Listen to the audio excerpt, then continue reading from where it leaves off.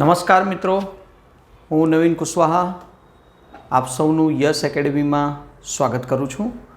અને આજે આપણે આ પ્રથમ લેક્ચર સુરત મહાનગરપાલિકા જે 2026ની વેકેન્સી છે અને જેટલી પણ એક્ઝામો લેવાવાની છે એમાં સરકારી લેખન પદ્ધતિ પૂછાશે. બરાબર, જેટલી પણ એક્ઝામ લેવાય છે અને જેમાં પણ એસએમસી ક્લર્કથી લઈને જેના પણ એક્ઝામમાં લેખન પદ્ધતિ છે, સરકારી લેખન પદ્ધતિ, એનો આ લેક્ચર નંબર 1 આપણે રજૂ કરીએ છીએ આજે તમારી સામે. સંપૂર્ણ પરીક્ષાલક્ષી તૈયારી હશે. ફર્સ્ટ લેક્ચરથી આપણે જે ભણવાનું છે એના વિશે થોડુંક આ એક તમને આજે એક ઇન્ટ્રોડક્શન લેક્ચર છે અને એનો પાર્ટ 1 આપણે આજે ભણીશું. છેલ્લે સુધી વિડીયો જોજો અને તમને ગમશે એવી હું આશા રાખું છું, અને ગમી જાય તો લાઈક કરશો અને શેર કરશો, એ પણ હું તમને હમણાંથી કહી દઉં છું. સરકારી લેખન પદ્ધતિમાં એમ જોવા જાઓ તો 7 થી 8 ચેપ્ટરો છે અને એ 7-8 ચેપ્ટરોના અમુક પેટા ભાગો છે. બરાબર, એ 7-8 ચેપ્ટરોમાંથી કે 7-8 ચેપ્ટરમાંથી આ એક ભાગ છે અને એ ભાગનો એક પેટા ભાગ, જે રીતના આપણે વાત કરીએ કે સંઘની રાજભાષા કઈ હોવી જોઈએ, કઈ ટાઈપની હોય છે. પછી 1960માં ગુજરાતની રાજભાષાનો અધિનિયમ શરૂ થયું, પસાર થયું, એના વિશે પૂછી શકે. સરકારી પ્રયોજનો કયા કયા ટાઈપના હોઈ શકશે એના વિશે જાણકારી મળશે. તો આજનો મુખ્ય ખાસ વિષય, જે આ વિષયની વાત કરીશું, તો આજે સંઘની રાજભાષા નીતિ ઉપર આપણે ચર્ચા કરીશું. તો સંઘની રાજભાષા નીતિ એના ઉપર આપણે થોડી ચર્ચા કરીએ. ત્યારે હું તમને બતાવી દઉં કે આ ક્લાસમાં જે આપવા ઓનલાઈન અને ઓફલાઈન ક્લાસમાં જે બુક આપવામાં આવે છે એ આ બુકમાંથી ભણાવવામાં આવે છે. અને આ બુકમાં કોઈ MCQ બેઝ બુક નથી, તમને પહેલાં ખાસ બતાવી દઈએ. 100% આ જ બુકમાંથી પૂછાશે એ ટાઈપનું અમે લેક્ચર આપીએ છીએ. અને ખરેખર તમે આ લેક્ચર જોશો એટલે તમે જાતે કહેશો કે નહીં, ખરેખર આમાંથી જ પૂછાશે. બીજી વસ્તુ કે આના પછી એક બીજો લેક્ચર આવશે જે આ ફર્સ્ટ ચેપ્ટર એટલે એક સંઘની રાજભાષા ઉપરથી જ તમને MCQ આપીશું. અને એ તમે જોશો એટલે તમને ખ્યાલ આવશે કે કેટલા બધા સવાલો તમારી એક્ઝામમાં પૂછાયા હશે. બરાબર છે? ચાલો તો શરૂ કરીએ. અને શરૂ કરવાની પહેલાં એક નાનકડી જાહેરાત આપી છે કે સુરત મહાનગરપાલિકામાં જેટલા પણ જણાએ હજી ઓનલાઈન ક્લાસ કે ઓફલાઈન ક્લાસ જોઈન્ટ નહીં થયા તો એ જોઈન્ટ કરી શકે છે. Online special batch online class છે આપણે યસ એકેડમીમાં, લાઈવ પ્લસ રેકોર્ડેડ બેચ છે. ઓનલાઈન ક્લાસ એટલે તમે તમારા સમયમાં ભણી શકો છો એ પ્રમાણેની સુવિધા સાથે, પ્લસ દિવસમાં લેક્ચર હોય છે અને પ્લસ રાતે પણ લેક્ચર હોય છે 9 વાગે. એના વિશે માહિતી તમે જાણી શકો છો. પ્લસ ફ્રી સ્ટડી મટીરિયલ 2000+ પાનાનું, જેમાંનું આ એક છે સરકારી લેખન પદ્ધતિ, જે 300+ પાનાનું ખાલી સરકારી લેખન પદ્ધતિની એક પુસ્તક છે. બરાબર છે? તો એવી તમામ પુસ્તકો મળશે તમને અહીંથી વિષય વાઇઝ, અને એ પણ તમને એસએમસી ક્લર્કની એક્ઝામના આ ઓનલાઈન ક્લાસની અથવા ઓફલાઈન ક્લાસમાં જોડાઓ એની સાથે એ ફ્રીમાં આપવામાં આવે છે. બરાબર? અને ફર્સ્ટ ડે જ્યારથી જોડાવશો સેમ ડેથી જ તમને મટીરિયલ પણ તમને હાથોહાથ મળી જાય છે. ચાલો શરૂ કરીએ. તો આપણે સંઘની ભાષાની વાત કરીશું આજે, કે જે સંઘની ભાષા ઉપર આપણે આખું લેક્ચર મૂક્યું છે. કેમ કે સરકારી લેખન પદ્ધતિ હોવી કેવી જોઈએ? નોર્મલ આપણે બધા જેમ લખીએ છીએ એવી રીતના સરકારી લેખન પદ્ધતિ નથી હોતી. એની આખી લેખન પદ્ધતિ, સમજો કે આપણા ઘરે કોઈ નોટિસ આવતી હોય છે તો એ નોટિસ જે આવે છે એની લેખન શૈલી પણ એક સુવ્યવસ્થિત પરફેક્ટ હોય છે. કેમ કે એ પહેલેથી ગોઠવણી કરીને મૂકવામાં આવેલી હોય છે. આપણે એનામાં નામ, એડ્રેસ ને બધું અમુક સૂચનાઓ લખીને મોકલવાની હોય છે. તમે પ્રેસ નોટ જુઓ કે પછી સરકારી ખાતા તરફથી જે પણ નોટિસો આવતી હોય છે કે કોઈ પણ જાતની, એ તમામમાં સરકારી લેખન પદ્ધતિનું ખૂબ જ મોટું મહત્ત્વ છે.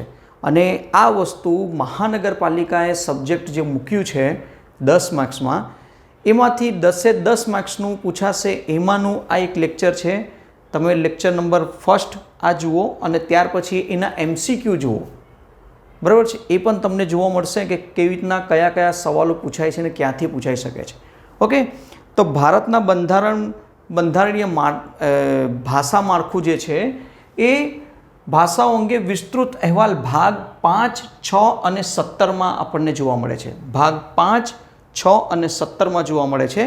જે અનુચ્છેદ આપણને યાદ રાખજો 120, 210 અને 343 થી 351માં તમામ સમજૂતી આપી છે. કયો કયો છે? 120, 210 અને 243 થી 351 સુધીની તમામ અનુચ્છેદોની વાત કરીએ છીએ તો અનુચ્છેદોમાં આ ડિટેલ્સ તમને જોવા મળશે ભાષાને આધારિત, બરાબર છે. હવે ભારતના અનુસૂચિ 8 મુજબ તમે વાત કરીએ તો તમને ખ્યાલ હશે કે 22 ભાષાઓ છે બંધારણમાં, બરાબર છે. એ 22 ભાષાઓમાં એક ગુજરાતી પણ ભાષા છે, બરાબર. તો ભાષા, સરકારી લેખન પદ્ધતિ એ ભાષાના આધારે કેવી હોવી જોઈએ, ભારતમાં કઈ ટાઈપની ભાષાઓ હોવી જોઈએ, રાજ્યમાં કઈ ટાઈપની ભાષા હોવી જોઈએ, ન્યાયતંત્રની કઈ ટાઈપની ભાષા હોય છે, એ તમામ વસ્તુ આ લેક્ચરમાં આપણે જોઈશું, બરાબર છે. અને ત્યાર પછી તમને એક સ્પષ્ટતા થશે કે ખરેખર સરકારી લેખન પદ્ધતિમાં શું પૂછાય છે અને શું પૂછાવાનું છે, બરાબર છે. કેમ કે હમણાં સુધીમાં જેટલી પણ એક્ઝામો લેવાઈ છે એમાં અમુક જ જગ્યાએ આ ચેપ્ટર આ સરકારી લેખન પદ્ધતિ મૂકવામાં આવી છે. ફર્સ્ટ ટાઈમ તમારી સામે આવે છે. કેમ કે નોકરી જ્યારે લાગશો તમે ત્યારે તો તમને આ શીખવાનું મળશે જ, પણ એની પહેલાં તમારે શીખીને આ જવાનું છે, એના માટેનું આ એક છે, બરાબર. અને 10 માર્ક્સ પૂછાય છે. ઓકે, અને સિલેબસમાં જે ઉતાર ચઢાવ કર્યું છે એ પ્રમાણે આપણે આના ઉપર ચર્ચા કરીશું. ચાલો, તો વહીવટના 4 સ્તંભો ભાષાકીય માળખું દર્શાવે છે. આ 4 સ્તંભો વિશે વાત કરીએ કે જો વિધાનમંડળ એટલે આપણા રાજ્યની વાત કરીએ કે વિધાનમંડળમાં વિધાનસભા અને વિધાન પરિષદ બંનેનો સમાવેશ થાય છે. જેમાં શું કહે છે, આપણે પહેલાં વિધાનમંડળ છે, પછી વહીવટી તંત્ર જોઈશું, ન્યાયતંત્ર જોઈશું અને નાગરિક અધિકાર અને નિર્દેશો. આ તમામે 4 વિશે આપણે ચર્ચા કરવાની છે આ લેક્ચરમાં, બરાબર છે. ફર્સ્ટ છે સંસદ જે અનુચ્છેદ 120 મુજબ કાર્ય કરે છે. ભાષાના વાત કરીશું. જે રાજ્ય વિધાનમંડળ શું છે, અનુચ્છેદ 210 મુજબ કામ કરે છે. ભાષા માટે આપણે સ્પેશિયલી સરકારી લેખન પદ્ધતિની ભાષાની વાત કરીશું. તો યાદ રાખજો, આ સવાલ જવાબ તરીકે પણ તમને જોવા મળશે અને કઈ રીતના બની શકે છે સવાલો એના વિશે પાર્ટ 2 અમે આપીશું, એમાં જોઈ લેશું. સંસદ અનુસૂચિ 120 મુજબ અને રાજ્ય વિધાનમંડળ એક રાજ્યની વાત થાય છે જે 210 મુજબ કાર્ય કરે છે ભાષા માટે. વહીવટી તંત્રની વાત કરીએ તો સંઘની ભાષા, સંઘ એટલે દેશની વાત થાય છે, બરાબર. સંઘની ભાષા અનુચ્છેદ 343 થી 343 અને 44 એમાં જાણવા મળશે એના વિશે. જ્યારે રાજ્ય અને આંતરરાજ્ય એટલે એક રાજ્યથી બીજા રાજ્યની વચ્ચે વાત કરીએ તો તે જોવા મળશે અનુચ્છેદ 345 થી 347. અનુચ્છેદ 345 થી 347. અને ભાષાની વાત કરીશું એટલે આ બંધારણની વાત થાય છે, બરાબર છે. ન્યાયતંત્ર, સુપ્રીમ કોર્ટ છે કે હાઈકોર્ટ છે, ત્યાં કઈ ટાઈપની કઈ ભાષા વપરાશે, આમ એનો પણ જિક્ર સરકારી લેખન પદ્ધતિમાં સવાલ તરીકે પૂછાશે તમને. તો સુપ્રીમ કોર્ટ અને હાઈકોર્ટમાં અનુચ્છેદ 348 મુજબ ભાષા નક્કી થાય છે, જે ભાષા ફિક્સ છે, બરાબર. એના ઉપર આપણે જાણીશું. કાયદાકીય પ્રક્રિયા, હવે જ્યારે પણ કાયદાકીય પ્રક્રિયાની વાત કરીશું ત્યારે અનુચ્છેદ 349 મુજબ કાર્ય થશે. આ તમે આખો સ્લાઇડ યાદ કરી લેજો, આઈડિયા ફર્સ્ટ. નાગરિક અધિકાર અને નિર્દેશ, રજૂઆત અને શિક્ષણની વાત કરીએ તો અનુચ્છેદ 350 અને 350 ક મુજબ થાય છે. જ્યારે લઘુમતી રક્ષક અને હિન્દીનો વિકાસ અનુચ્છેદ 350 ખ અને 351 મુજબ થાય છે. રજૂઆત અને શિક્ષણ એટલે કે આપણે જે ભણતર છે, તો જે રાજ્યની વાત કરીશું તો રાજ્ય પ્રમાણે એ જે ભાષા હશે તો લોકલ લેંગ્વેજ ઉપર પહેલાં પ્રાથમિકતા આપવામાં આવે છે. દેશ ઉપર અલગ વસ્તુ થાય છે, બરાબર. તો આ 4 વસ્તુ વિધાનમંડળ, વહીવટીતંત્ર, ન્યાયતંત્ર અને નાગરિક અધિકાર અને નિર્દેશ, આ 4 ઉપર આપણે થોડી ચર્ચા કરવાની છે, કેમ કે એના ઉપરથી જ સવાલો મળશે. અને તમારી સામે સ્લાઇડમાં જેટલા પણ અનુચ્છેદો મુકાયા છે એ બધા અનુચ્છેદો તમારે યાદ પણ કરવાના છે, જે ચેપ્ટર નંબર 1નો એક ભાગ છે. આ એક ભાગ પાઠ તરીકે અમે જોઈએ છીએ. ઓકે, ચાલો. તો સંઘની આવાજ. સંઘ એટલે આપણા દેશના જે 28 રાજ્યો અને 8 કેન્દ્ર શાસિત પ્રદેશો છે એને મળીને જે ભારત બન્યું છે એને કહેવાય છે સંઘ. તો સંઘની આવાજ મૂળભૂત જોગવાઈઓ અનુચ્છેદ 343 મુજબ શું છે? અનુચ્છેદ 343 મુજબ જોવા મળે છે. તો સંઘની ભાષા વિશે ચર્ચા કરે છે કે સંઘની ભાષા દેવનાગરી લિપિવાળી હિન્દી જોવા મળે છે. સંઘની ભાષાની વાત થાય છે, યાદ રાખજો. સંઘની ભાષા કઈ હોવી જોઈએ? તો સંઘની ભાષા દેવનાગરી લિપિ હિન્દી. આપણે રાષ્ટ્રીય ભાષા નથી વાત કરતા, સંઘની ભાષાની વાત કરીએ છીએ. બીજી વસ્તુ કે ભારતીય સંખ્યાકોનું આંતરરાષ્ટ્રીય રૂપ. હવે આપણે આંતરરાષ્ટ્રીય જ્યારે પણ આંકડાની માહિતી લખીશું 1, 2, 3 તે કઈ રીતના હશે? તો દાખલા તરીકે 1, 2, 3 આ ગુજરાતીમાં આપણે લખ્યું છે આ રીતના નહીં રહેશે, પણ ઇન્ટરનેશનલી 1, 2, 3 કેવી રીતના લખાય છે એ રીતના રહેશે. તો આ એક સવાલ તમારી સામે આવી શકે છે.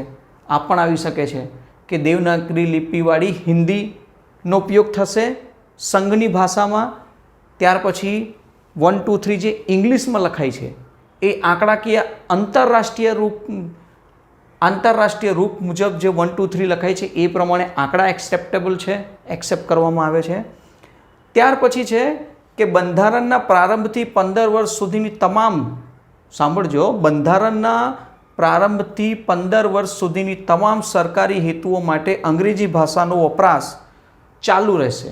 બંધારણ જ્યારથી લાગુ થયું ત્યારથી 15 વર્ષ માટે કરવામાં આવ્યું કે અંગ્રેજી ભાષાનો વપરાશ ચાલુ રહેશે. રાષ્ટ્રપતિ આ સમયગાળા દરમિયાન આદેશ દ્વારા અંગ્રેજી ઉપરાંત હિન્દી ભાષા અને દેવનાગરી સંખ્યાકોના ઉપયોગનો અધિકૃત કરી શકે છે. એટલે સમય પ્રમાણે એ અંગ્રેજી બંધ પણ કરાવી શકે છે અને પછી એ હિન્દી અથવા અન્ય ભાષાઓમાં પણ રૂપાંતર કરી શકે છે. એ રાષ્ટ્રપતિના હાથમાં છે. એ જ્યારે બંધારણ બનીને તૈયાર હતું તો બંધારણના પ્રારંભથી 15 વર્ષ માટે તો આ કરવામાં આવ્યું હતું, બરાબર છે. ચાલો, ત્યાર પછી આપણે જોઈએ કે કાયદાકીય ગૃહોમાં ભાષા, સંસદ વિરુદ્ધ વિધાનમંડળમાં. એટલે આપણે જો નોર્મલ વાત કરીએ કે સંસદમાં જે ભાષા છે એ કઈ ભાષા વપરાવામાં આવશે અને રાજ્ય વિધાનમંડળમાં જે ભાષા અપનાવવામાં આવી છે એ કઈ હશે, કઈ હોઈ શકશે, તેના ઉપર ચર્ચા કરીએ. તો જુઓ, સામાન્ય ભાષા. આપણે પ્રથમ સામાન્ય ભાષાની વાત કરીએ તો સંસદમાં અનુચ્છેદ 120 મુજબ અને રાજ્ય વિધાનમંડળ અનુચ્છેદ 210 મુજબ. યાદ રાખજો, 120 અને 210 અલગ અલગ છે બંને, બરાબર છે. સામાન્ય ભાષાની વાત કરીએ તો હિન્દી અથવા અંગ્રેજી. ક્યાં? સંસદમાં. જ્યારે રાજ્યની વાત કરીશું તો રાજ્યમાં રાજ્યની રાજભાષા, એટલે સપોઝ કે આપણે ગુજરાતમાં છીએ તો ગુજરાતની રાજભાષા કઈ? ગુજરાતી કહેવાય. હિન્દી અથવા અંગ્રેજી બંનેમાંથી કોઈ પણ એક. જો આ બંનેમાંથી કોઈ પણ એકની વાત કરીએ તો આપણી ભાષા છે ગુજરાતી, બરાબર છે, ગુજરાતમાં છીએ એટલે.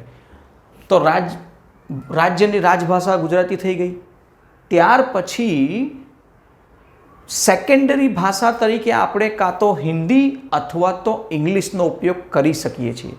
એક્ઝામ્પલ આનું તમને બતાવી દઉં કે જેવી રીતના ઉત્તર પ્રદેશ રાજ્ય ગણી લઈએ. ઉત્તર પ્રદેશ રાજ્ય છે તો ત્યાં હિન્દી પ્રથમ ભાષા હોય છે, રાજ્ય ભાષા તરીકે હિન્દી છે. હવે સેકન્ડરી ભાષા ત્યાં ઉર્દૂ, સેકન્ડરી ભાષા તરીકે એ લોકોએ ઉર્દૂને પસંદ કર્યું છે, બરાબર છે. તો એવી રીતના આપણે અહીં ગુજરાતી પછી હિન્દી અથવા ઇંગ્લિશનો એક્સેપ્ટ કરી શકે છે. ત્યાર પછી જોઈશું કે માતૃભાષાની પરવાનગી, મતલબ માતૃભાષાની પરમિશનની વાત થાય છે કે માતૃભાષા તો સભાપતિ, અધ્યક્ષ, સંસદની વાત થાય છે. સભાપતિ અથવા અધ્યક્ષ સભ્યને તેમની માતૃભાષામાં ગૃહને સંબોધિત કરવાની પરવાનગી આપી શકે છે. હવે આ શું કહેવા માગે છે તમને જરા બતાવી દઉં કે સંસદમાં સમજો કે આપણા ગુજરાતીઓ સંસદમાં ગયા છે, લોકસભાની સીટો 26 છે, તેમાંથી અમુક 26 જણા ત્યાં છે અને અમુકને હિન્દી નથી આવડતી બોલતા અને ઇંગ્લિશ પણ નથી આવડતું, પણ એને ગુજરાતી બહુ સારું બોલતા આવડે છે અને ગુજરાતીથી વ્યવસ્થિત બધાને સમજાવી શકે છે. હિન્દીમાં તૂટી ફૂટી હિન્દી બોલી શકે છે અથવા તો હિન્દીમાં બોલી તો શકે છે, પણ એ એક્સપ્લેન કરવામાં થોડુંક કન્ફ્યુઝન થાય છે, ઇંગ્લિશ આવડતી નથી એમ માની લઈએ આપણે. ત્યારે સભાપતિ કે અધ્યક્ષશ્રી જે હશે એ પરમિશન આપશે, એમને પરમિશન લેવાની હોય છે, પહેલાં તો પરમિશન લેશે એ સદસ્ય અને પરમિશન લેશે કે સર હું કમ્ફર્ટેબલ નથી હું મારા ભાષામાં હિન્દી અથવા ઇંગ્લિશમાં બોલવામાં, તો તમે રિક્વેસ્ટ છે કે તમે મને મારી માતૃભાષા કે રાજભાષામાં મને પરમિશન આપો. તો એ પરમિશન આપશે કે ઓકે તમે સદનમાં બોલી શકો છો ગુજરાતી ભાષામાં.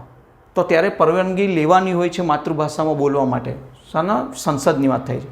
જ્યારે રાજ્ય વિધાનમંડળની વાત કરીએ, સભાપતિને અધ્યક્ષ સભ્યને તેની માતૃભાષામાં ગૃહને સંબોધવાની પરવાનગી આપી શકે છે. માતૃભાષા હવે સમજો કે રાજ્યમાં છે ગુજરાતીમાં થાય છે, હવે ગુજરાતીમાં જ બોલાવવાનું થાય છે, પણ બાય ચાન્સ એવા અમુક વ્યક્તિ છે કે જેને ગુજરાતી રાજ્યમાં વિધાનમંડળમાં પહોંચી તો ગયા પણ એને ગુજરાતી આવડે છે, પણ ગુજરાતીમાં છે ને એ એક્સપ્લેન કરવામાં થોડું અચકાય છે.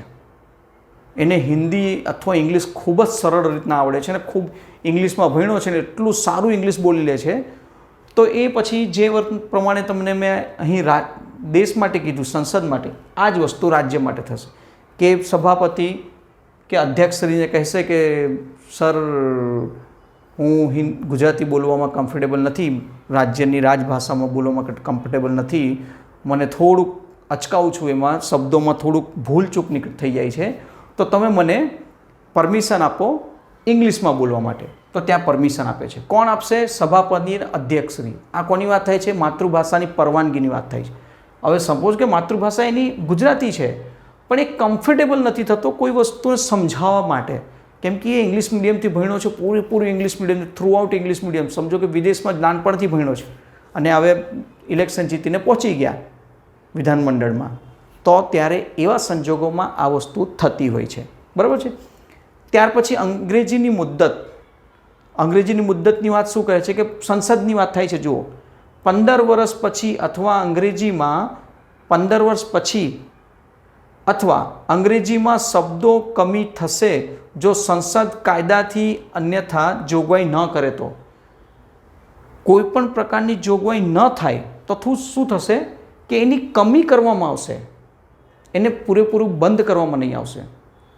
સંસદમાં તમે જોતા હશો, જો સ્પીચ જોતા હોવ તો ઘણા બધા સાંસદો એવા હોય છે કે જે હિન્દીમાં સ્પીચ આપે, મોસ્ટ ઓફલી હિન્દીમાં આપે છે.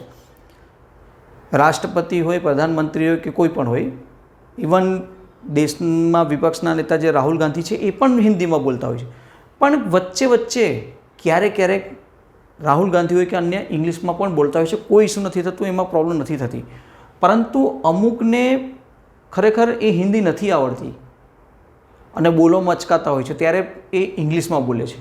પરંતુ ક્યારે હિન્દી અને ઇંગ્લિશ બંનેમાં પ્રોબ્લેમ થાય છે તો ઘણા બધા લોકો માતૃભાષામાં બોલતા હોય છે, એ ત્યાં પરમિશન લઈને થતી હોય છે વાતચીત. 15 વર્ષ પછી શબ્દો કમી થશે એટલે 15 વર્ષની વાત થાય છે કે જ્યારે આ બંધારણ બન્યું ત્યાર પછી 15 વર્ષ સુધી માટે હતું અને ત્યાર પછી ઇંગ્લિશનો ઉપયોગ જેમ કરશો તો તમારું શું થશે? ઓછું કરવામાં આવશે, વપરાશ ઓછું. ખાસ અપવાદ છે કે હિમાચલ પ્રદેશ, મણિપુર, મેઘાલય અને ત્રિપુરા માટે આ મુદ્દત 15 વર્ષની જગ્યાએ 25 વર્ષ કરી દેવામાં આવી છે. ક્યારની વાત થાય છે? આ ભાષાની વાત થાય છે. બરાબર. તો તમને એક સવાલ પૂછાઈ જાય કે અંગ્રેજીનો ઉપયોગ માટે જે બંધારણ બન્યું ત્યાર પછી 15 વર્ષ કરવામાં આવ્યું છે, તો એવા કયા રાજ્ય છે કે આપેલા રાજ્યોમાંથી કેટલા વર્ષ માટે કરવામાં આવ્યું? તો 15 વર્ષની બદલે શું થઈ ગયું? 25 વર્ષ. આ ખાસ યાદ રાખશો, કેમ કે લેક્ચર એવો છે ભાષા ઉપર છે. તો તમને જો બંધારણ તમે ભણ્યું છે તો કોઈ પ્રોબ્લેમ જ નથી, તમને આ બધું ખ્યાલ હશે. અને ભણ્યું છે ને નથી ખ્યાલ આવતું, નથી ખ્યાલ થોડું ઘણું, અને જે લોકોએ આ ભણ્યા જ નથી એ બધા આ લેક્ચર વ્યવસ્થિત જુઓ તમને ઘણી બધી વસ્તુઓ ભાષા એટલે એટલીસ્ટ સરકારી લેખન પદ્ધતિનું ચેપ્ટર નંબર 1નું પાર્ટ 1 તમને એકદમ ક્લિયર ખબર પડી જશે. અને પ્લસ આપણે એના પછી MCQ પણ ભણીશું, જે પાર્ટ 2માં MCQ લખાઈને આવશે. તમને થંબનેલમાં જે તમને લખાઈ જશે કોઈ પણ જગ્યાએ કે MCQ. ઓકે, ચાલો. રાજભાષા માટે કમિશન અને સંસદીય સમિતિ અનુચ્છેદ 344 મુજબ.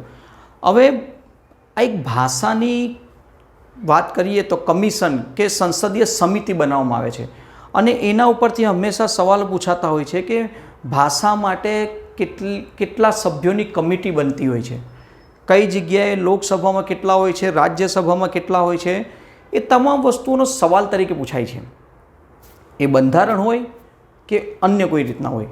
આપણે અહીંયા સરકારી લેખન પદ્ધતિમાં 10 માર્ક્સનું પૂછાવાનું છે, તો એમ માની લો કે ભવિષ્યમાં જ્યારે પણ SMCની એક્ઝામ લેવાશે ટૂંક સમયમાં, આ લેક્ચર નંબર 1 અને આના પછીનો MCQ, આ બંને લેક્ચરને ધ્યાન રાખજો.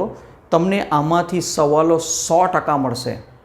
અને જ્યારે હું તમને આ બુક માટે વિડીયો બનાવ્યું હતું ત્યારે પણ કીધું હતું કે બુકમાંથી 100% પૂછાશે, એ જ રીતના આમાંથી પણ પૂછાશે. એ જ ઉદ્દેશથી અને એ જ પ્રમાણે આખું PPT તૈયાર કરવામાં આવ્યું છે. થોડાક લેટ થયા છે પણ કોઈ ઇશ્યુ નથી. ઓકે, ચાલો. કમિશનની રચના તો બંધારણના પ્રારંભથી 5 વર્ષ પૂરા થાય ત્યારબાદ 10 વર્ષ પૂરા થશે, રાષ્ટ્રપતિ દ્વારા કમિશનની રચના કરવામાં આવશે.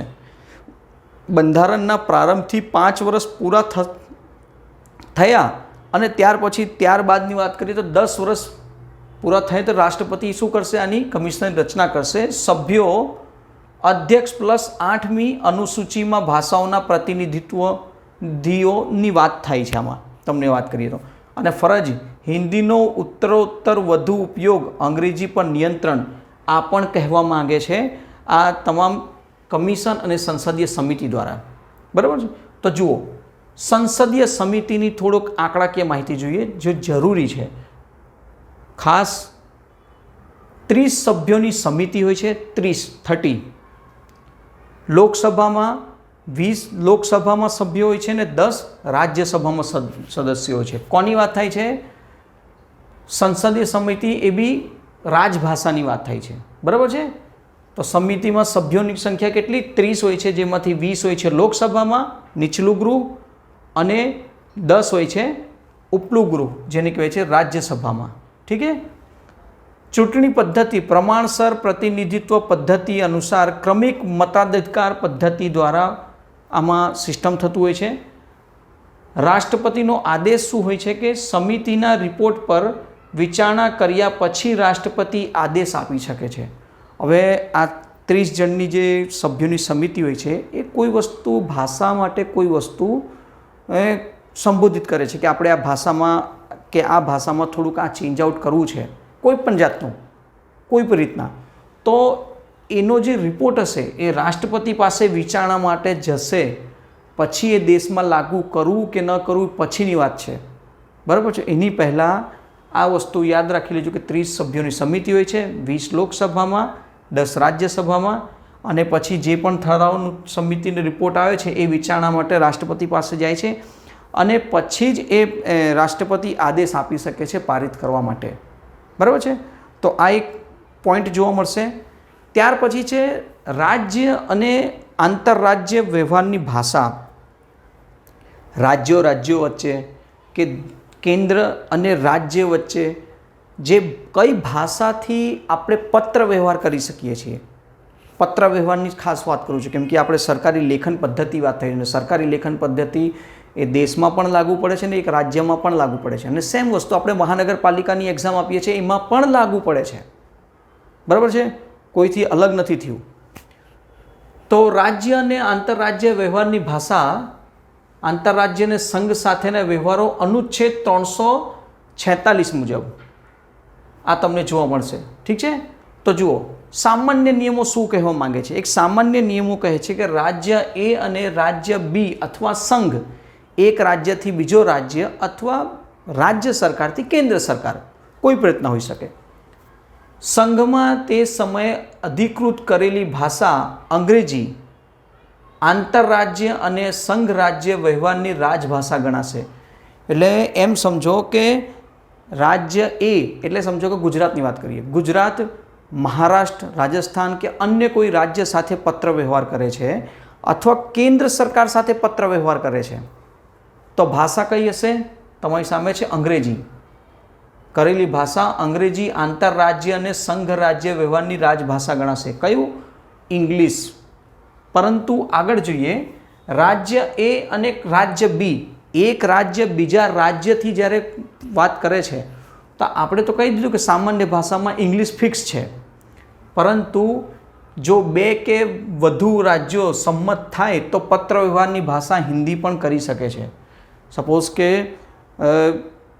આપણે રાજસ્થાન કે અન્ય કોઈ રાજ્યો સાથે, એક રાજ્ય બીજા રાજ્ય સાથે પત્ર વ્યવહાર કરવું છે અને એ બંને જણા મળીને સંમત થાય છે કે આપણે કામ કરીશું, આપણે જે પત્ર વ્યવહાર કરવું છે આપણે હિન્દીમાં કરીએ, ના કે ઇંગ્લિશમાં. તો એ લોકો સંમત હશે ત્યારે આપસમાં પત્ર વ્યવહાર શું કરશે? હિન્દીમાં કરશે. રાજ્યની આંતરિક રાજભાષા અનુચ્છેદ 345માં જોવા મળે છે. આંતરિક રાજભાષા મતલબ રાજ્યની, જે રીતના ગુજરાતની વાત કરીએ છીએ. રાજ્યનું વિધાનમંડળ કાયદાથી રાજ્યમાં વપરાતી એક વધુ ભાષાઓ અથવા હિન્દીને અપનાવી શકે છે. હવે ગુજરાત, મેં તમને આગળ કીધું કે જેમ ગુજરાતી ભાષા આપણે ગુજરાતમાં ગુજરાતી થાય છે, મહારાષ્ટ્રમાં મરાઠી જોવા મળે છે, યુપીમાં મેં તમને કહ્યું કે હિન્દી ભાષા વપરાય છે, પણ ત્યાં એમણે સેકન્ડરી ભાષા તરીકે ઉર્દુને પસંદ કરી છે. તો ગુજરાત ચાહી શકે તો ગુજરાતમાં ગુજરાતી ભાષા પ્રથમ નંબર પર છે, ત્યાર પછી એ ઇંગ્લિશ અથવા હિન્દી જે ભાષા અપનાવવા માંગે છે રાજ્ય માટે એ કરી શકે છે. બરાબર છે? એ આ કહેવા માંગે છે કે કાયદો ન બને ત્યાં સુધી અંગ્રેજીનો વપરાશ ચાલુ રહેશે. કાયદો ન બને ત્યાં સુધી સેકન્ડરીમાં તમે ઇંગ્લિશમાં પણ કરી શકો છો એનો ઠરાવ કે જે પણ સમજવા માંગો છો. બરાબર છે? તો આ પ્રમાણે તમને આંતરરાજ્ય ભાષા તરીકે પણ જોડવા મળશે કે કેન્દ્ર એક રાજ્ય અને અન્ય રાજ્ય અથવા કેન્દ્ર સાથે આપણે ઇંગ્લિશમાં ફરજિયાત છે. અને ત્યાર પછી જો વાત કરીએ તો એક રાજ્ય જોશે તો એ ચાહે તો હિન્દીમાં વાત કરી શકે છે. ઓકે. ત્યાર પછી જોઈએ તો પ્રાદેશિક ભાષાઓની માન્યતા વસ્તી આધારિત અધિકાર અનુચ્છેદ 347 મુજબ, 347 મુજબ. આનું તમને એક વસ્તુ જોવા મળશે કે જ્યારે બંધારણ જે લોકોએ ભણ્યા હશે તેમને ખબર હશે કે 1553ની વાત થાય છે કે ભાષા આધારિત રાજ્ય બનવામાં આંધ્રપ્રદેશ નંબર 1 હતું. ઘણા બધા લડાઈઓ થઈ છે. કોટાબી સીતારમણ જે ઘણા બધાએ લડાઈ કરી, ઘણા બધા મરી ગયા. ત્યાર પછી ફાઇનલી તમે જેવીપી સમિતિ ગણો કે ઘર આયોગ ગણો કે તમામ આયોગો દ્વારા ફાઇનલી પછી અપનાવવામાં આવ્યું કે ભાષા આધારિત રાજ્ય બનાવી શકાશે. અને એમાં ભાષા આધારિત રાજ્ય બન્યું જે પ્રથમ છે આંધ્રપ્રદેશ. બરાબર છે? તો એ પ્રમાણે અહીં કહેવા માંગે છે કે જો કોઈ રાજ્ય ભાષા આધારિત અને બહુમતી દ્વારા, બરાબર છે, જો શું કહે છે કે જો કોઈ રાજ્યની વસ્તીઓ સારો એવો ભાગ પોતે બોલતો હોય તેવી કોઈ ભાષા વાપરવાનું રાજ્ય માન્ય રાખે તેવી ઈચ્છા હોય તો તેવી માંગણી થઈ શકે છે. સપોઝ કે ગુજરાત છે, હવે ગુજરાતમાં ગુજરાતી ભાષા તો અપનાવાઈ ગઈ છે, પણ હું એક્ઝામ્પલ આપી દઉં કે ગુજરાત રાજ્યમાં 70થી 80% લોકો ગુજરાતી બોલે છે, કે એક્ઝામ્પલ આપી દો કે અંગ્રેજી બોલે છે, અને ગુજરાત રાજ્યના એ 70% લોકો એમ માંગણી કરે છે કે અમારી માતૃભાષા ગુજરાતીની જગ્યાએ ઇંગ્લિશ કરી દો. જો પોસિબલ નથી, પણ હું જસ્ટ એક્ઝામ્પલ આપીએ છીએ તમને. તો એ પોસિબલ છે કે થઈ શકે છે. બરાબર છે? એ જ પ્રમાણે દેશમાં આંધ્રપ્રદેશ પ્રથમ રાજ્ય બન્યું હતું ભાષા આધારિત, અને 1953ની વાત થઈ છે. બરાબર? 53-54ની વાત કરી છે આપણે. રાષ્ટ્રપતિની સત્તા, રાષ્ટ્રપતિને ખાતરી થાય તો તેવા આદેશો કરી શકે છે કે ભાષા પણ સમગ્ર રાજ્યમાં એક તેના કોઈ ભાગમાં સત્તાવાર રીતે માન્ય રાખવામાં આવશે, સત્તાવાર રીતે માન્ય રાખવામાં આવશે. બરાબર છે. એક્ઝામ્પલ આપી દઈએ કે હવે મહારાષ્ટ્ર અને ગુજરાતનું બોર્ડર છે અને ત્યાં એક એવી ભાષા છે કે નથી ગુજરાતી બોલતા નથી મરાઠી બોલતા, એ એક એવી લેંગ્વેજ બોલે છે કે મિક્સિંગ છે. અને મિક્સિંગમાં તમને કહી શકીએ કે હિન્દી જેવી તો લાગે છે પણ હિન્દી પણ પરફેક્ટ નથી ગુજરાતી પરફેક્ટ નથી મરાઠી, અને એ વસ્તી ખાસી એવી છે. માની લઈએ કે ગુજરાતના બોર્ડરના ભાગ મહારાષ્ટ્રના બોર્ડરની વચ્ચેનો વચ્ચ ભાગ આવે છે અને સંખ્યા ખૂબ મોટા પ્રમાણમાં છે અને એ માંગે છે કે અમારે ભાષા આ કરવી છે, તો એ રાષ્ટ્રપતિ સુધી પહોંચે છે. પછી એની પરમિશન મળે ત્યારે એ આંદોલનો અને બહુ બધી વસ્તુ થતી હોય છે. તમે જો જોયું હશે ભાષા આધારિત રાજ્ય બનાવવાનું તો તમને ખ્યાલ આવશે. તો આંધ્રપ્રદેશ નંબર 1 એમાં હતો. બરાબર. આપણે 1960માં અલગ થયા મહારાષ્ટ્રથી, ગુજરાત અલગ થયું, તો ગુજરાતી ભાષા અલગ થઈ અને મરાઠી ભાષા અલગ થઈ. એટલે મરાઠી ભાષા બની ગઈ મહારાષ્ટ્ર, ગુજરાતી ભાષા બની ગઈ ગુજરાત. આ એક વસ્તુ આપણને શીખવા મળશે અને જોવા મળશે. ત્યાર પછી છે ન્યાયતંત્ર અને કાયદા. ન્યાયતંત્ર અને કાયદામાં અંગ્રેજીનો મૂળભૂત નિયમ. યાદ રાખજો, અંગ્રેજી ભાષા ન્યાયતંત્રમાં અંગ્રેજી ભાષા, સુપ્રીમ કોર્ટ હોય કે હાઈકોર્ટ હોય ત્યાં અંગ્રેજી ફરજિયાત છે. ઇંગ્લિશ ફરજિયાત છે પણ અમુક કારણોથી થોડું ઘણું ચેન્જ થઈ શકે છે. બાકી અંગ્રેજી ફરજિયાત છે. એ એક બતાવવામાં આવે છે કે અંગ્રેજી કેવી રીતના ફરજિયાત છે. જુઓ, અંગ્રેજી ફરજિયાત, બરાબર. સુપ્રીમ કોર્ટ અને તમામ હાઈકોર્ટની તમામ કાર્યવાહીમાં અંગ્રેજી ફરજિયાત છે. કાર્યવાહીમાં યાદ રાખજો, સંસદ કે વિધાનમંડળમાં રજૂ થનાર તમામ વિધેયકો, અધિનિયમો, વટહુકમો, આદેશો અને નિયમોના અધિકૃત પાઠ અંગ્રેજી ભાષામાં રહેશે. શું કીધું છે આ ખાસ યાદ રાખજો. અંગ્રેજી ભાષામાં ફરજિયાત કઈ કઈ જગ્યાએ? તો સુપ્રીમ કોર્ટ અને હાઈકોર્ટની વાત કરીશું. સંસદની અંદર સંસદ કે વિધાનમંડળમાં રજૂ થનાર તમામ વિધેયકો, અધિનિયમો, વટહુકમ, આદેશો, નિયમો અને અધિકૃત પાઠ શામાં રહેશે? અંગ્રેજી ભાષામાં રહેશે. આ ફિક્સ કહેવામાં આવે છે. જે શું બતાવે છે? અનુચ્છેદ 348 અને 349 મુજબ. અનુચ્છેદ બંધારણની પુસ્તકમાં અનુચ્છેદ 348 349 મુજબ આ તમને જોવા મળશે.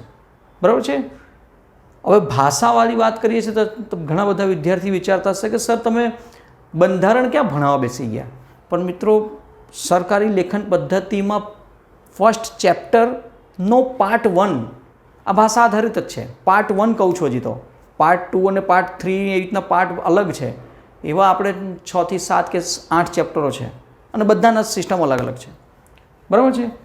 રાજ્યપાલની સત્તા એટલે અપવાદની વાત કરીએ કે રાજ્યપાલ રાષ્ટ્રપતિની પૂર્વ સંમતિથી હાઈકોર્ટની કાર્યવાહીમાં હિન્દી અથવા રાજ્યની અન્ય ભાષામાં વપરાશને અધિકૃત કરી શકે છે. અન્ય ભાષામાં હિન્દી અથવા રાજ્યની ભાષામાં વપરાશને અધિકૃત કરી શકે છે. પરંતુ ખાસ યાદ રાખો, પરંતુ અપવાદ હાઈકોર્ટમાં ફેસલાઓ અથવા હુકમના માટે લાગુ પડશે નહીં. તે માત્ર અંગ્રેજીમાં જ રહેશે. મતલબ કે કોઈ જજમેન્ટ આપવું છે અને કોઈ ફેસલા લખાણ થાય છે કે કોઈ પણ વસ્તુ, એ ઇંગ્લિશમાં જ રહેશે. પરંતુ તમે સમજો કે કાર્યવાહી થઈ રહી છે જજની સામે, બોલમચાલી થઈ, વકીલ પણ બોલે છે, તો ત્યાં શબ્દોમાં શું થશે? હિન્દી અથવા રાજ્યની લેંગ્વેજમાં તમે એની ચર્ચા કરી શકો છો. પણ જ્યારે એનું જજમેન્ટ આવશે એ જજમેન્ટ ઇંગ્લિશમાં જ રહેશે. આ થાય છે રાજ્યની ભાષા માટે. બરાબર. આઈ હોપ તમે ક્લિયર સમજી ગયા છો હું શું કહેવા માગું છું. અનુચ્છેદ 348 અને અનુચ્છેદ 349 મુજબ આ છે સિસ્ટમ. અને આના માટે તમારે યાદ રાખજો કે વન લાઇનર તરીકે પણ આ પૂછાઈ શકે છે કે હાઈકોર્ટ અને સુપ્રીમ કોર્ટની ભાષા, કમ્પલસરી જે ભાષા છે એ કઈ છે? તો ઇંગ્લિશ. એમ કહી શકો કે જજમેન્ટ આપવાથી લઈને બધી વસ્તુમાં ઇંગ્લિશ ભાષા ફરજિયાત છે. પછી જે કમ્ફર્ટેબલ ન હોય તો હિન્દીમાં બોલી શકે છે. આપણે પણ ઘણા બધા કિસ્સાઓ આવા જોતા હોઈએ છીએ. બરાબર છે. આજકાલ તો બધું લાઈવ ચાલતું હોય છે, તો તમે જોઈ શકો કોઈ જજમેન્ટ લાઈવ થાય છે તે તમને જોવા મળશે. બરાબર છે. બાકીનું સંસદનું તમને ખ્યાલ જ થઈ ગયું છે. ત્યાર પછી છે નાગરિક અધિકાર. એટલે રજૂઆત અને માતૃભાષાનું રક્ષણ. તમે માતૃભાષા રજૂઆતની વાત કરી અને માતૃભાષાના રક્ષણની વાત કરી તો ઘણા બધા સાઉથના રાજ્યો કહેતા હોય છે કે અમારી માતૃભાષા, જો આપણે હિન્દી અપનાવી લઈશું તો અમારી માતૃભાષાને નુકસાન થશે, અમે માતૃભાષામાં બોલી ન શકશે, છોકરાઓ ભણી નહીં શકશે. એવું નથી હોતું, બરાબર. આ સ્લાઇડ તમને એ બધી વસ્તુ બતાવશે કે અનુચ્છેદ 350 અને અનુચ્છેદ 350 ક 350 અને 350 ક શું કહેવા માગે છે, બરાબર છે. જેમાં કમ્પલસરી છે કે પ્રાથમિક શિક્ષણ આપણને માતૃભાષામાં જ મળવી જોઈએ એ કહેવામાં પણ આવે છે. એટલા માટે તમે જુઓ કે ગુજરાતમાં જેટલી પણ સ્કૂલો છે એ માતૃભાષામાં જ હોય છે, પરંતુ ઇંગ્લિશ મીડિયમમાં પણ જોવા મળશે તમને. પણ એમાં એક સબ્જેક્ટ માતૃભાષાનો ફરજિયાત હોય છે. એક્ઝામ્પલ આપી દઈએ, બાજુ રાજ્ય છે મહારાષ્ટ્ર. મહારાષ્ટ્રમાં માતૃભાષા એટલે મરાઠી કહીશું. તો એક બુક, એક પુસ્તક એમાં ઇંગ્લિશ જોવા મળશે જો માતૃભાષામાં આખું હશે, અને એક પુસ્તક હિન્દીની હશે, બરાબર. સિલેબસ જે સબ્જેક્ટોની વાત કરીએ તો એક ઇંગ્લિશ હશે ને એક હિન્દી હશે. સેમ વસ્તુ ગુજરાતમાં બધી જ પુસ્તકો ગુજરાતીમાં જોવા મળે છે, પણ એક ઇંગ્લિશની પુસ્તક અને એક હિન્દીની પુસ્તક પણ હોય છે પાઠ્યક્રમ પ્રમાણે, બરાબર છે. ચાલો આમાં જઈએ. અસંતોષના નિવારણ માટે અનુચ્છેદ 350 મુજબ શું કહે છે? કોઈપણ વ્યક્તિ પોતાના અસંતોષના નિવારણ માટે સંઘ અને કે રાજ્યમાં વપરાતી કોઈપણ ભાષા, સંઘ અને રાજ્યમાં વપરાતી કોઈપણ ભાષાની વાત થાય છે, સત્તાધિકારીને રજૂઆત કરવાનો હક ધરાવતો હશે. સપોઝ કે તમે કોઈ જગ્યા ગયા છો સરકારી ખાતામાં. હવે સરકારી ખાતાનો નિયમ છે કે માની લઈએ કે ગુજરાતી, હિન્દી કે ઇંગ્લિશમાં, અને તમને એ કમ્ફર્ટેબલમાં નથી ને તમને જરાક પણ નથી આવડતું, કોઈ રીતના નથી આવડતું, ત્યારે તમે શું કરશો? તે સમયમાં તમે તમારા લોકલ માતૃભાષામાં પણ એને એપ્લાય કરી શકો છો, એ કહેવા માગે છે, બરાબર છે. આનું શોર્ટમાં એ ડિટેલ્સિંગ છે કે અસંતોષના નિવારણ માટેનું શું કરી શકીએ આપણે.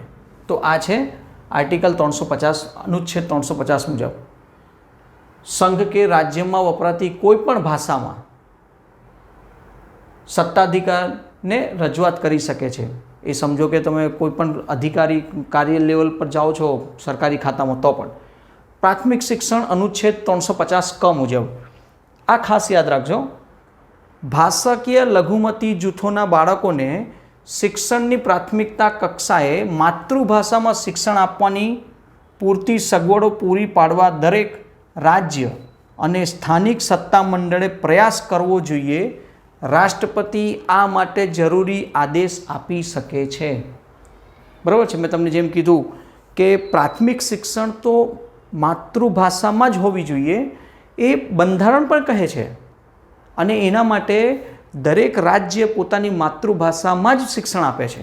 પ્રાથમિક શિક્ષણની વાત કરી.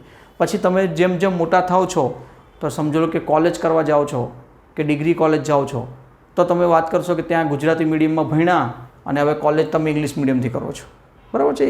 એ અલગ વસ્તુ થઈ ગઈ. પણ અહીંયા પ્રાથમિક શિક્ષણની વાત થાય છે તો તમે માતૃભાષામાં જ તમને મળશે. એમાં પછી એક હિન્દીની બુક અને એક ઇંગ્લિશની બુક જોવા મળશે, તે અલગ. બાકી બધી જ પુસ્તકો તમને જોવા મળશે સામા ગુજરાતીમાં, બરાબર છે. આ એક ખાસ યાદ રાખશો, બરાબર છે.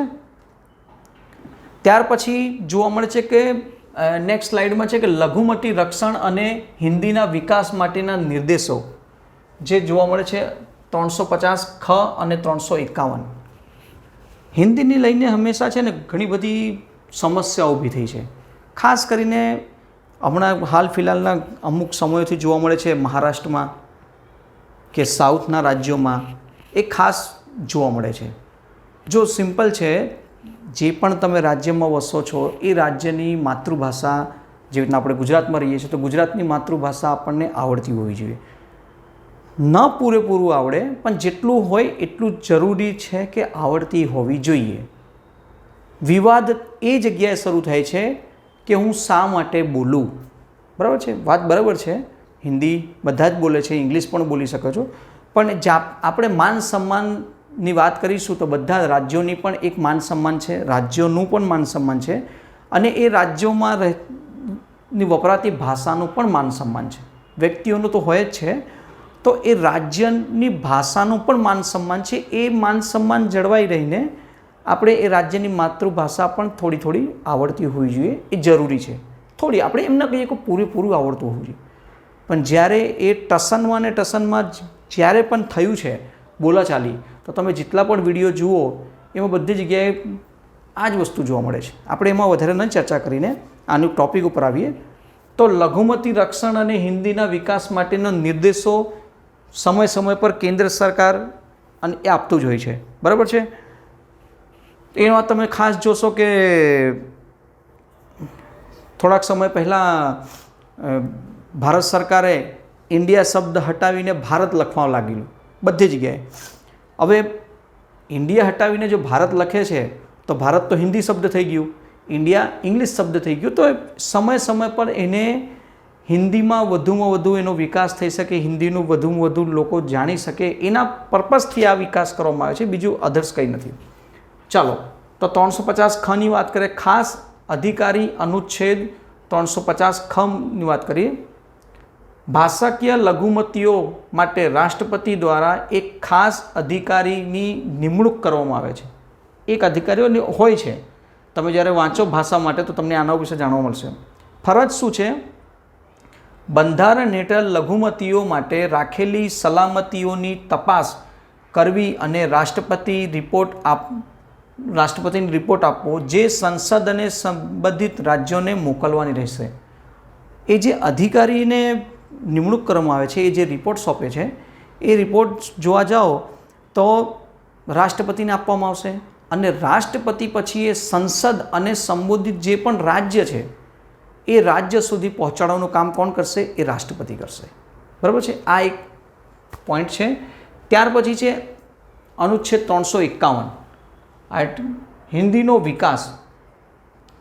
યાદ રાખજો, હિન્દીનો વિકાસની વાત કરે છે તો આર્ટિકલ 351 યાદ રાખજો. સંઘની ફરજ જે કે તે હિન્દી ભાષાનો પ્રચાર વધારે અને તેનો વિકાસ કરે તેવી જે ભારતની સમ્મિલિત સંસ્કૃતિ, બરાબર છે, નું માધ્યમ બની શકે. શબ્દ ભંડોળનો સ્ત્રોત મુખ્યત્વે સંસ્કૃતમાંથી અને ગૌણપણે 8મી અનુસૂચિના અન્ય ભાષાઓમાંથી શબ્દો લઈ તેને સમૃદ્ધ કરવી. એક્ઝામ્પલ આપી દઈએ કે ભારતમાં અનુસૂચિ 8 મુજબ બંધારણમાં 8મી અનુસૂચિ મુજબ કુલ 22 ભાષાઓ છે. તો હિન્દીનો વિકાસ કરવો છે તો આ 8મી અનુસૂચિ મુજબ જે 22 ભાષાઓ છે એ 22 ભાષાઓનો સમન્વય કરીને આપણે હિન્દીનો વિકાસ પણ કરો કે જેનાથી હિન્દીનો સારામાં સારી રીતના પ્રચાર થઈ શકે છે. એક નિર્દેશ કરવામાં આવે છે કે હિન્દીના વિકાસ માટેનું નિર્દેશનો તમે કરી શકો છો, બરાબર છે. તો આ પ્રમાણેનું એક તમને જોવા મળશે લેક્ચર. અને ખાસ ત્યાર પછી છે ભારતીય ભાષાઓનું અખંડ ફેબ્રિક. મતલબ જવાહરલાલ નહેરુએ એક કોટ આપ્યું હતું, એક કીધું હતું કે ભારતમાં અનેક ભાષાઓ છે અને તેને એકબીજાની સાથે સંબંધ છે. સાચી વાત છે. એ આપણા માટે પરમ સૌભાગ્ય અને ગર્વની બાબત છે કે આપણે આ બધી ભાષાઓને સમૃદ્ધ બનાવીએ છીએ. આપણી માતૃભાષા સિવાયની બીજી ભાષાઓ પ્રત્યે આપણે વિરોધની ભાવના રાખવી જોઈએ નહીં. આ બધી ભાષાઓ યુગોથી વિકસિતને ભારતની ભૂમિમાં જે વૃદ્ધિ પામી છે, આમાંથી કોઈ એક ભાષાની છતી સમગ્ર ભારતની છતી છે. આ કોણે કીધું? જવાહરલાલ નહેરુએ આ કીધું હતું. આ એક વાત યાદ રાખજો, કેમ કે આના ઉપરથી એક સવાલ બની શકે છે, બરાબર છે. તો બંધારણનું ભાષાકીય માળખું માત્ર કાયદાકીય નિયંત્રણ નથી, પરંતુ ભારતની વિવિધતામાં એકતાનું બંધારણ બાંધવાનું એક સંતુલિત અને જીવિત છે, બરાબર છે. તો આપણે જે આ આખું ભણ્યા સ્લાઇડ, એ સ્લાઇડમાં તમને જે સરકારી લેખન પદ્ધતિની વાત થાય છે, સરકારી લેખન પદ્ધતિમાં આપણે સંઘની રાજભાષા નીતિ એના ઉપર આપણે ચર્ચા કર્યું છે. સંઘની રાજભાષા નીતિ ઉપર જે આપણે ચર્ચા કરી એના ઉપર ડિટેલિંગ તમને આ બતાવવામાં આવ્યું છે. ત્યાર પછી એના જે MCQ છે, ક્વેશ્ચન આન્સર છે, એ આના પછીના સેકન્ડ લેક્ચરમાં એ જોવા મળશે. બરાબર છે મિત્રો? તો અહીં લેક્ચર પૂરું કરીએ છીએ અને હજી પણ જે વિદ્યાર્થીઓ ઓનલાઈન ક્લાસમાં નથી જોડાયા તે જોડાઈ શકે છે અને ઓફલાઈનમાં પણ જોડાવાના હોય તો કોલ કરીને તમારી સામે નંબર લખેલા છે મળી શકો છો. હું નવીન કુશવાહા. આ ફિલ્ડમાં હું 16 વર્ષ થઈ ગયા. 16 વર્ષથી હું ભણાવું છું, કોમ્પિટિટિવ એક્ઝામની તૈયારી કરાવું છું. બરાબર છે? અને ઘણા બધા છોકરાઓ જે સિલેક્શન થયા છે તો આનો અનુભવ છે 16 વર્ષનો. તમે એ અનુભવનો પણ લાભ લઈ શકો છો. અને વિડીયો જો સારું ગમ્યું હોય તો મિત્રોને શેર કરજો. પાર્ટ 2 ક્વેશ્ચન આન્સર માટે વેઇટ કરજો. ખૂબ જ જલ્દી તમને સારી રીતના ક્વેશ્ચન આન્સરિંગ મળશે. નમસ્કાર.